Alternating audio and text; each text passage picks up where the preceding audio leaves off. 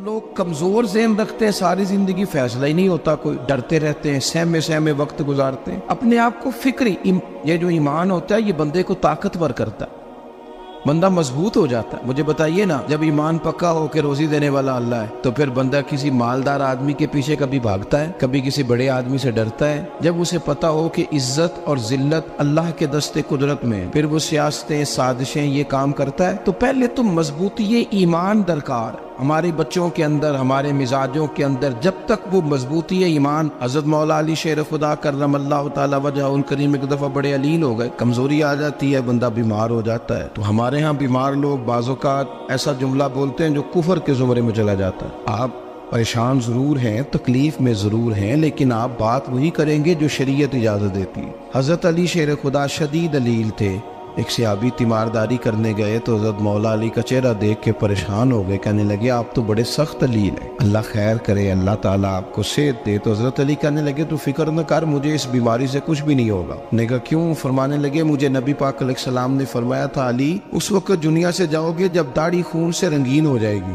تو اس کا مطلب ہے میں خنجر کے وار کے ساتھ شہید کیا جاؤں گا، میں بیماری سے دنیا میں نہیں جاؤں گا، میں یہ بیماری سے مجھے کچھ بھی نہیں ہوگا، اللہ مجھے شفا دے دے گا، چونکہ حضور نے فرمایا کہ ساڈے نبی دی زبان ساڈے واسطے قرآن۔ تو سب سے پہلے تو اپنے ایمان کے اندر، توکل کے اندر مضبوطی پیدا کریں۔ مسلمان دیکھو نا، نماز پڑھنے سے روزی میں برکت ہوتی ہے، تو پھر اس کا مطلب یہ ہے کہ جب ٹائم آئے نا نماز کا تو گاہک جتنے مرضی کھڑے ہوں پھر دکان بند کرنی چاہیے، پھر نماز پڑھنی چاہیے، کیونکہ روزی تو اللہ نے دینی ہے، گاہکوں نے تو دینی۔ تو سب سے پہلے ضروری ہے مضبوطی ایمان، توکل، اللہ کی ذات پر بھروسہ۔ آپ کبھی میدان کربلا کا پورا نقشہ اپنے سامنے رکھیں نا، دو چیزیں ہیں، امام حسین کو نظر آ رہا ہے اب شہادت ہو جائے گی، اتنی بڑی فوج آئی ہے، خدا کی حکمت کے تقاضے سمجھ میں آ رہے ہیں، حالات کیا ہوں گے سمجھ آ رہی، پر ایک لمحے کے لیے بھی ان کا توکل کمزور نہیں ہوا۔ اپنے رب پر جو مضبوط بھروسہ ہے، سیدہ طیبہ طاہرہ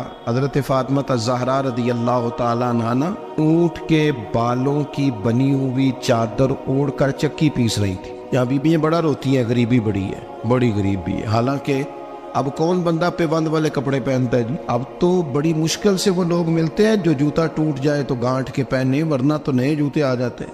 حضرت سیدہ پاک اونٹ کے بالوں کی بنی ہوئی چادر اوڑھ کے چکی پیس رہی تھی۔ نبی پاک صلی اللہ علیہ وسلم نے دیکھا، آنکھوں میں آنسو ضرور آئے، پر محبوب نے فرمایا فاطمہ دنیا میں تھوڑی سی تکلیف برداشت کرو، قیامت کی ساری عزت اللہ آپ کو ہی عطا فرمائے گا۔ تو توکل کی مضبوطی، اللہ کی ذات پر بھروسہ، اپنے رب کریم کے ساتھ امیدوں کا وابستہ کرنا، اس سے مضبوطی آئے۔ دوسرا فرمایا وَعَمِلُوا الصَّالِحَاتِ، بہترین عمل کیا جائے زندگی میں، نیک اعمال کیے جائیں، وقت ضائع نہ کیا جائے، ہر وقت کوئی نہ کوئی کام بندہ کرتا رہے۔ یہاں بہت سارے لوگ ہیں جن کو لوگ نیک کہنا شروع کر دیتے ہیں نا، وہ سمجھ لیتے ہیں شاید ہم سچی مچی نیک ہیں۔ لوگ جو کہتے ہیں حضرت صاحب کی بلا، پیر صاحب کی بلا، میں یہ طالب علموں کو، دوستوں کو، بلکہ اپنے آپ کو بھی کئی دفعہ کہتا رہتا ہوں، اپنے آپ کو سمجھاتا ہوں کہ یہ لوگ تجھے کہہ رہے ہیں حضرت صاحب، یہ تو رات کو تو اپنے آپ سے پوچھنا، اپنے رب سے پوچھ، کبھی موقع ملے تو اپنی گریبان میں جھانک، غور کر کے تیری کیفیت کیا ہے، تنہائی میں تیرا دل اللہ سے جڑتا ہے کہ نہیں، عبادت میں دل لگتا ہے کہ نہیں،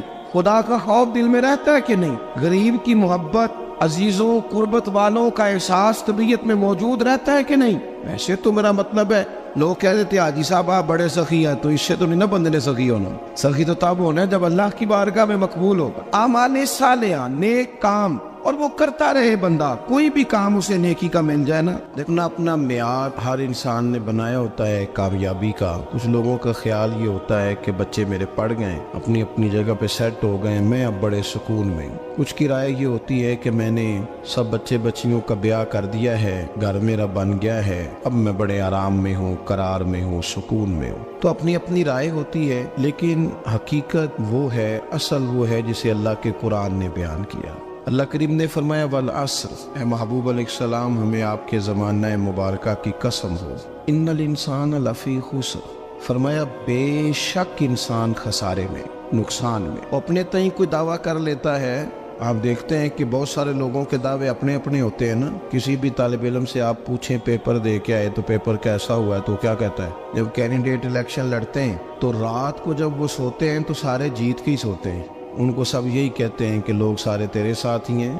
حالات، یہ جتنے بادشاہ حکمران ہوتے ہیں ان کے بگڑنے کی بنیادی وجہ ہوتی ہے کہ یہ خوش فہمیوں میں مبتلا ہوتے ہیں. ہم میں سے بھی ڈھیر سارے لوگ ہیں جو خوش فہمیوں میں مبتلا ہیں. کچھ کہتے ہیں جناب ہماری نسبت بڑی تگڑی ہے.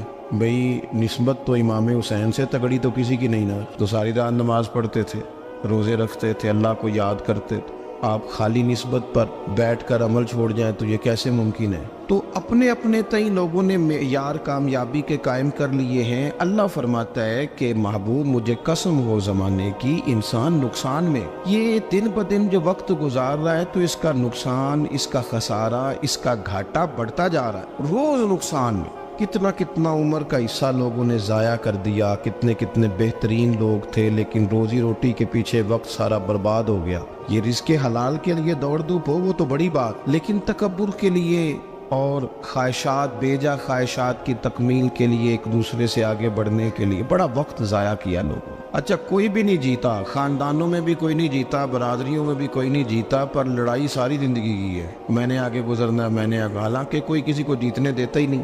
اپنے اپنے تئیں لوگوں نے معیار قائم کیے کامیابی کے. اللہ فرماتے ہیں بے شک انسان نقصان میں ہے، لیکن جس میں 4 خوبیاں پائی جائیں اللہ کا قرآن کہتا ہے وہ بندہ کامیاب ہو. کون کون سی؟ الا الذین آمنوا. سب نقصان میں نہیں سوائے ان لوگوں کے جو ایمان لائے. سب سے پہلے کیا کرے؟ ایمان ہو اس کے پاس، مضبوط ایمان. وعملوا الصالحات، اور ایمان بھی لائے اور نیک کام بھی کرے.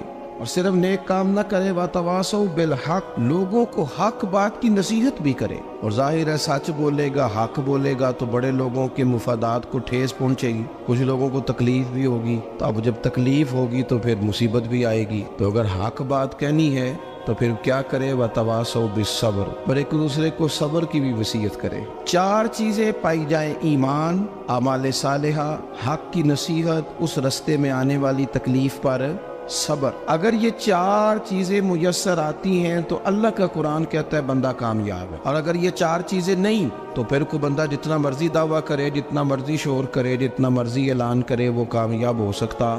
سب سے پہلے تو اپنا ایمان پکا کریں.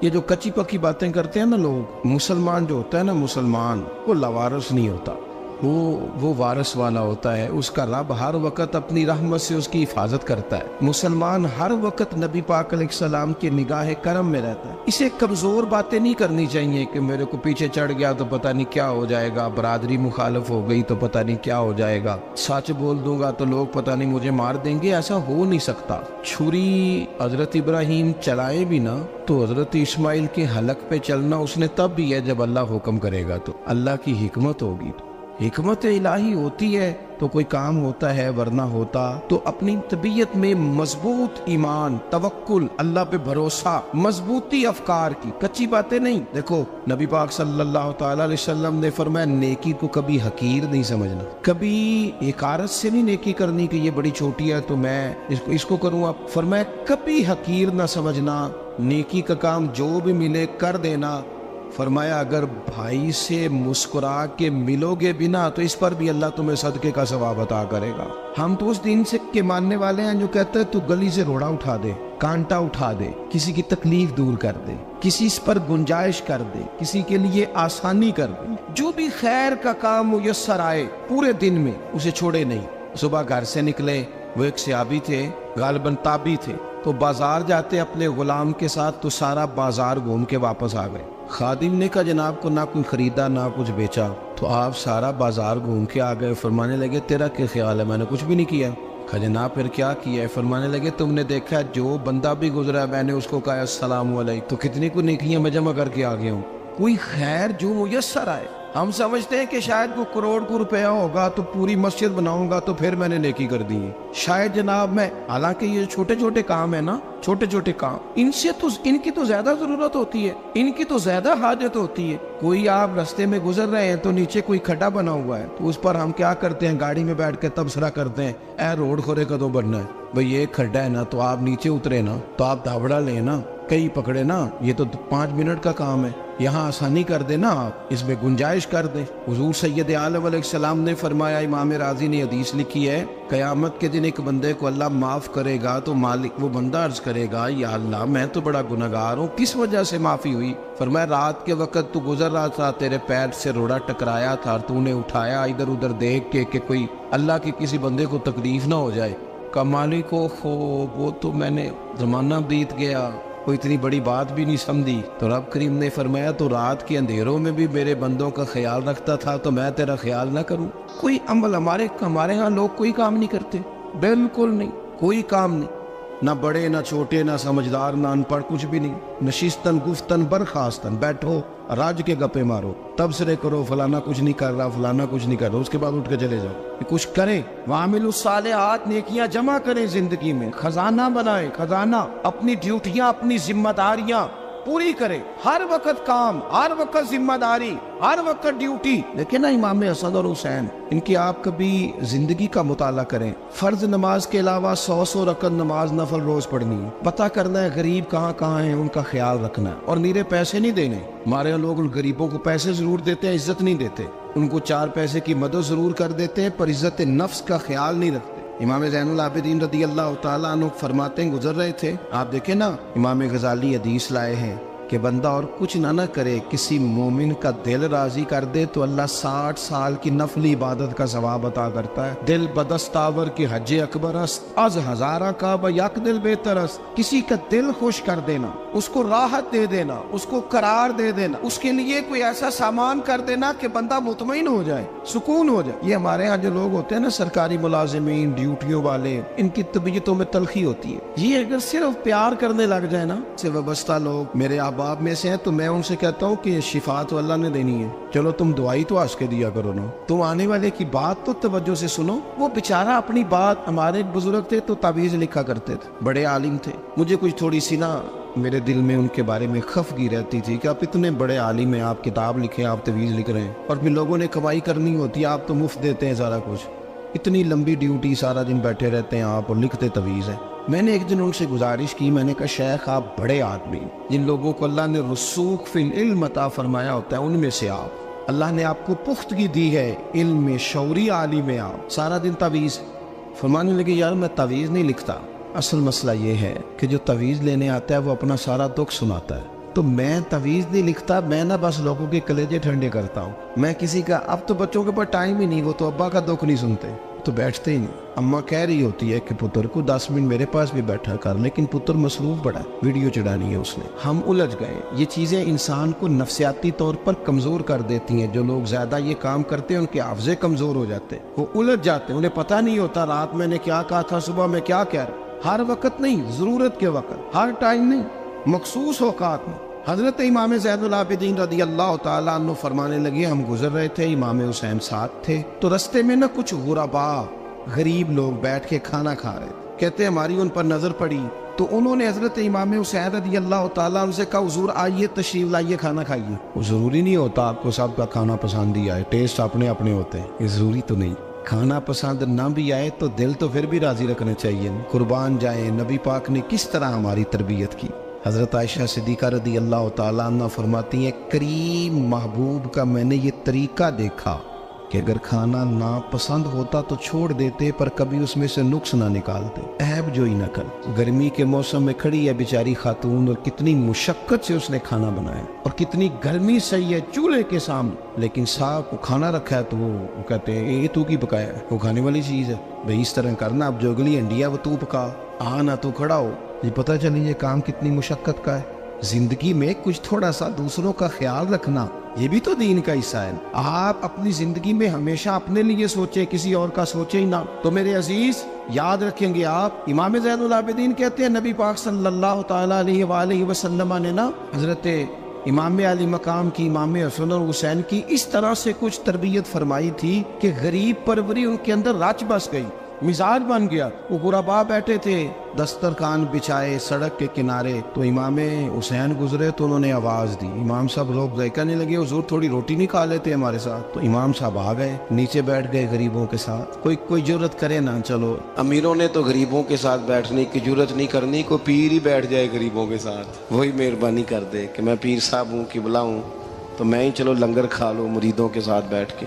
ہماری تو محفلوں میں بھی نا جی نعت خانوں کا, مولویوں کا, دوسروں کا کھانا اور ہوتا ہے, اور غریب آدمی کو شاپر میں چاول ڈال کے دیتے ہیں اور ساتھ اسے کہتے ہیں یہ لنگر شریف ہے. بھئی اگر یہ شریف ہے, تبرک ہے, تو اے پیر صاحب نو نہیں سی لنگدا, اڑتا ہے گلے میں لنگر ان کو. یہ لنگر شریف جو ہے یہ نعت خان کو بھی تو گزرنا تبرک ہے کہ نہیں؟ ہاں نہ تو کرو نا, تو جیڑی زیادہ تبرک والی شے ہے وہ پیرانو بھی تو کھانی چاہیے نا.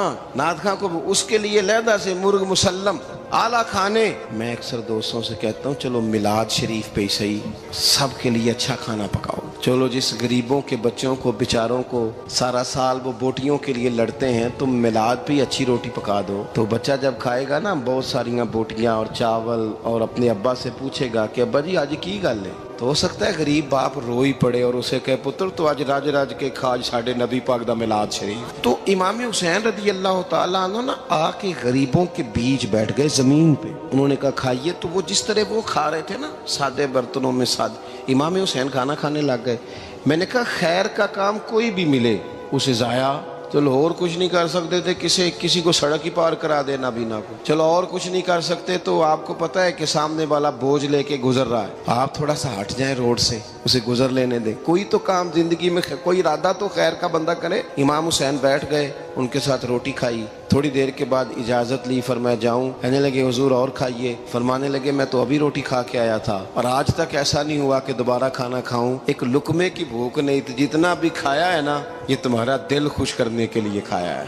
غرباء مساکین کی وعامل الصالحات, ایماندار بندہ ایمانداروں جیسے کام کرتا ہی اچھا لگتا ہے. 25 حج کیا امام حسن اور حسین نے مدینے سے مکے پیدل جا کے. میں کہتا ہوں چلو ہم باجماعت نماز ہی پڑھ لیا کریں. چلیں حضور صلی اللہ علیہ وسلم نے فرمایا فجر کی نماز پڑھ کے بیٹھ جاؤ, اشراق چاشت تک اللہ کا ذکر کرو, 2 نفل اشراق کے 2 چاشت کے پڑھ لو, اللہ 2 حج اور 2 عمرے کا ثواب عطا کر دے گا. مشکل کام تو نہیں. اہل بیت نے ہمیں سبق یہ پڑھایا ہے, حضور کے اصحاب نے ہمیں سبق یہ پڑھایا. تیسری بات فرمایا وَتَوَاصَوْا بِالْحَقِّ, صرف یہ نہیں کہ تم نماز پڑھ کے تو بیٹھ جاؤ, تم نے نا بے نمازی کو نماز کی دعوت بھی دینی ہے. مظلوم پر ظلم ہوتا رہے اور کونے میں چپ کر کے بیٹھے نہیں رہنا, بلکہ اگر ہاتھ پکڑا جا سکتا ہے تو ظالم کا ہاتھ پکڑنا ہے. نبی پاک علیہ الصلوۃ والسلام نے فرمایا اپنے بھائی کی مدد کرو چاہے وہ ظالم ہو یا مظلوم ہو, بھائی کی مدد کرو چاہے ظالم ہو یا مظلوم ہو. تو صحابہ نے عرض کی یا رسول اللہ صلی اللہ تعالیٰ علیہ وسلم یہ مظلوم کی مدد تو سمجھ میں آتی ہے, یہ ظالم کی مدد کیسے کریں؟ نہیں سمجھ آ رہی ہے آپ کو بات؟ یا رسول اللہ صلی اللہ تعالیٰ علیہ وسلم مظلوم کے ساتھ کھڑا ہونا تو ہماری عقل میں آ گیا, تو ظالم کی مدد کیسے کرنی ہے؟ نبی پاک صلی اللہ تعالیٰ علیہ وسلم نے فرمایا ظالم کو ظلم کرنے سے روک دو, تم نے اس کی مدد کر دی, اسے باز کرو. لیکن ہم تو اتنی جرت ہی نہیں رکھتے بدی کو بدی کہنے کی, اتنی طاقت ہی نہیں ہوتی. جھوٹ کو جھوٹ کہنے کی ہمت, ہمارے گھر میں سارا کچھ ہو رہا ہوتا ہے, ہمیں پتہ ہوتا ہے کہ فلاں جگہ پہ ہمارا قبیلہ ہماری برادری غلط ہے, پر اتنی جرت کرتے. ہم سچ بولتے ضرور ہیں پر دوسروں کے بارے میں, اپنے بارے میں سچ بولنے کو تیار نہیں ہوتے.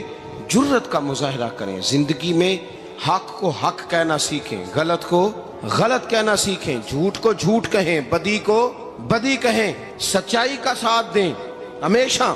ہم نے جب تک دیکھو نا ظلم ہوتا رہے, زیادتی ہوتی رہے, اپنا دروازہ اندر سے بند کر لو, پتر باہر نہ جانا. کیوں جی؟ باہر اس پہ ظلم ہو رہا ہے, ان کے گھر آگ لگی ہے, کو ہمارے گھر تو نہیں نہ لگی. یاد رکھنا پڑوسیوں کی آگ نہ بجھاؤ گے تو اپنے گھر بھی آ جائے گی. اگر مظلوم کا ہاتھ نہیں پکڑو گے تو ظالم دلیر ہو جائے. اور ہمارے جتنے بھی بزرگ گزرے انہوں نے ظالموں کو ظالم کہا. امام احمد بن حنبل نے جیل کاٹی, امام اعظم ابو حنیفہ نے جیل کاٹی. آج کل لوگ کہتے ہیں مولانا صاحب آپ نے نا جناب غلط کو غلط نہیں کہنا, سیاست کی بات نہیں کرنی. کیوں جی؟ کس لیے نہیں کرنی؟ سیاست تو تدبیر کا نام ہے. بنو اسرائیل میں جتنی بھی تدبیر ہوتی تھی وہ سارے انبیاء کیا کرتے تھے. کیوں نہ بات کریں؟ یہ جن کرسیوں پہ آج تم نے ظالموں جابروں کو بٹھایا, یہ کرسی تو حضرت ابوبکر صدیق جیسے لوگوں کی ہے, یہ تو حضرت عمر جیسے لوگوں کی سیٹ ہے, حضرت عثمان غنی جیسے لوگوں کا کام ہے. مولا علی جیسے لوگوں کا کام ہے غلط جگہوں پہ غلط لوگ بٹھا دی اور پھر جھوٹے کو جھوٹا بھی نہ کہے، ظالم کو ظالم بھی نہ کہے۔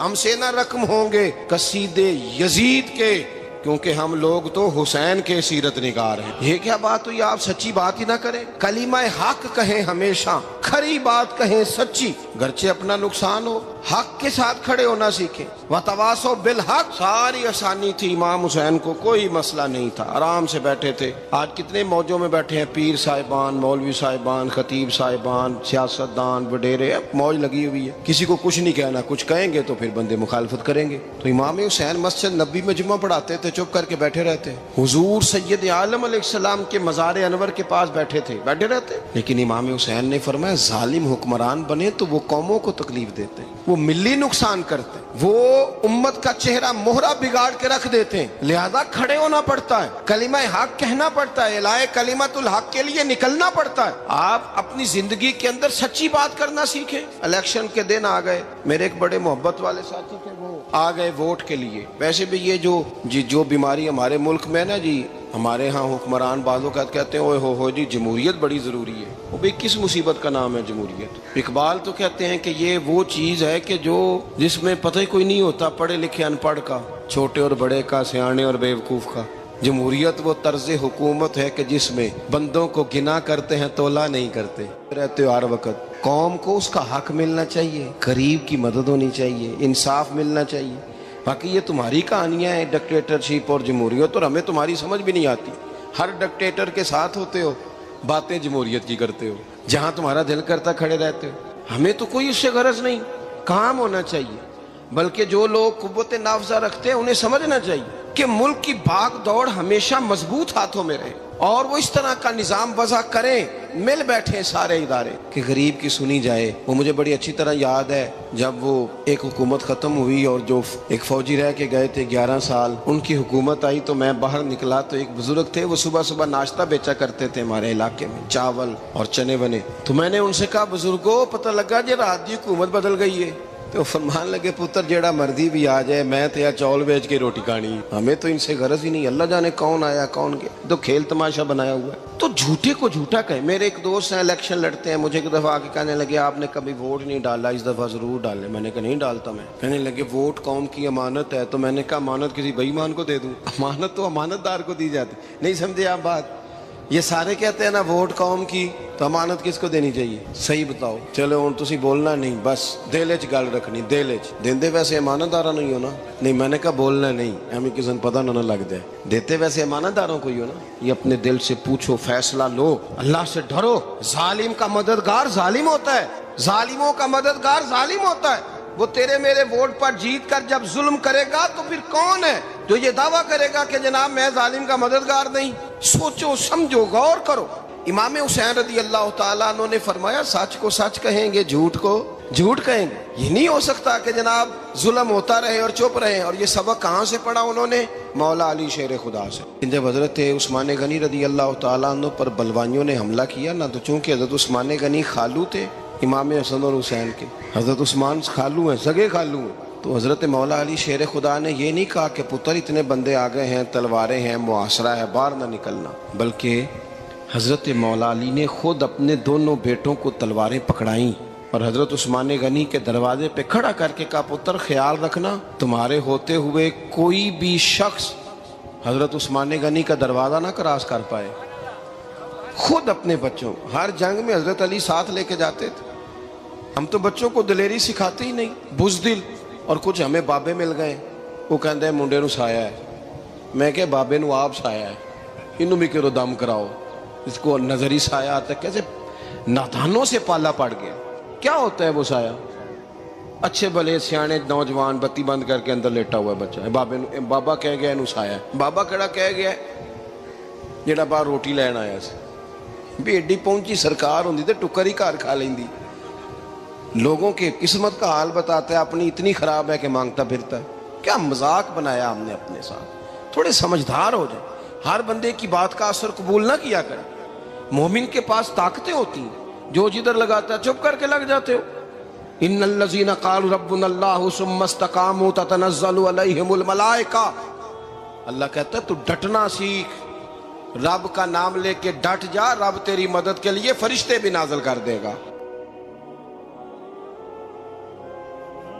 فرمایا یہ نبی مومنوں کے جانوں سے بھی زیادہ قریب ہے۔ ہم بڑا عام لفظ بولتے ہیں کہ فلاں چیز میرے دل کے بڑی قریب ہے، میری سوچ کے بڑی۔ جو لوگ دل کے قریب ہوتے ہیں ان کے پاس اٹھنے بیٹھنے کو دل کرتا ہے۔ تو اللہ کریم نے قرآن پاک میں فرمایا کہ یہ پیغمبر صلی اللہ علیہ وسلم تمہاری جانوں سے بھی تمہارے قریب ہے۔ اور حضور نے وضاحت کر دی، نبی پاک نے وضاحت کر دی۔ حضور نے فرمایا لا یؤمن احدکم حتی اکون احب الیہ من والدہ وولدہ والناس اجمعین، او کما قال نبی صلی اللہ علیہ وسلم۔ فرمایا تم میں سے کوئی اتنی دیر تک مومن ہو ہی نہیں سکتا جب تک ہر چیز سے بڑھ کر مجھ سے پیار نہ کرے۔ ایک مثال دے لوں، بات آسان ہو جائے گی۔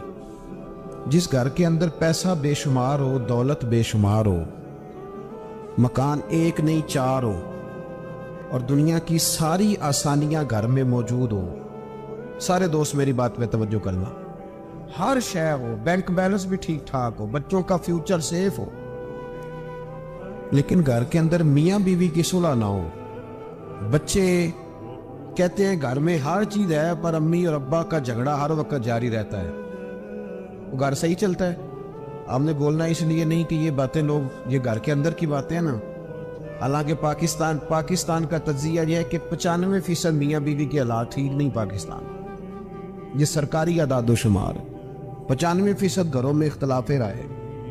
یہ بات ذہن میں بٹھا لیں کہ میاں بیوی کا اگر اتفاق نہیں نہ ہوتا تو وہ کہیں کہ گھر میں کوئی بھی خوشی رہے گی تو یہ ممکن ہی نہیں، یہ سوال ہی نہیں پیدا ہو۔ 6 بچے ہوتے ہیں اور شادی کو 24 سال گزر جاتے ہیں، پھر بھی طلاق ہو جاتی ہے، اس لیے کہ میاں بیوی کے لیے سب سے ضروری چیز آپس کی محبت ہے۔ اور یار کیا خوبصورت انداز ہے میرے رسول پاک علیہ السلام کا، جتنی شاندار طبیعت حضور نے مولا علی شیر خدا کی تھی اتنی کوئی کر سکتا ہے؟ اور جتنی اعلیٰ ترین تربیت اور حسن سیدہ فاطمہ کو اللہ نے دیا کسی اور کو مل سکتا ہے؟ لیکن میرے نبی پاک علیہ السلام نے ان کی شادی کے بعد ان کو اکٹھے بٹھا کے ان کے سر آپس میں جوڑ کے ہاتھ اٹھا کے دعا کی تھی کہ اے اللہ ان کے درمیان محبت پیدا فرما دے۔ میاں بیوی کے درمیان جو سب سے اہم چیز ہے وہ محبت ہے۔ بچے کہتے ہیں ہم کدھر جائیں، ابا کی سنے کہ اماں کی سنے؟ اور اکثر گھروں میں بچوں کی تربیت رک جاتی ہے اس لیے کہ میاں بیوی کا سلوک نہیں ہوتا، تباہی اتر جاتی۔ گھر کے اندر ہر شے ہے پر ان کا پیار نہیں۔ پتہ یہ چلا کہ گھر میں محبت نہ ہو تو گھر نہیں چلتا۔ اگر محبت کے بغیر ایک گھر نہیں چل سکتا تو محبت مصطفیٰ کے بغیر دین کیسے چلے گا؟ گھر نہیں چلتا میرے بھائی، ٹوٹ جاتا ہے، بکھر جاتا ہے۔ سارا کچھ ہونے کے باوجود میں نے مردوں کو روتے ہوئے دیکھا ہے، عورتیں تو روتی ہیں۔